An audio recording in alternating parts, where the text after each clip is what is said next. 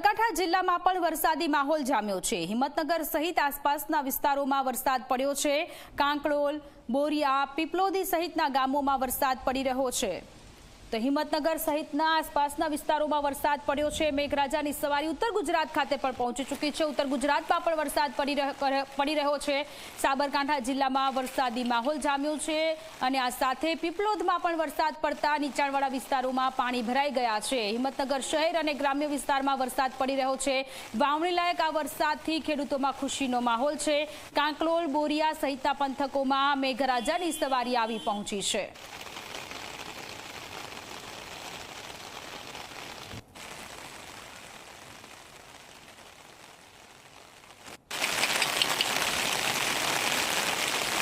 હિંમતનગરના કાંકડોલ, બોરિયા સહિતના ગામોમાં વરસાદ પડી રહ્યો છે। ઉત્તર ગુજરાતમાં મેઘરાજાની સવારી આવી પહોંચતા ખેડૂતોમાં ખુશીનો માહોલ જોવા મળી રહ્યો છે। વાવણી લાયક આ વરસાદ થયો છે।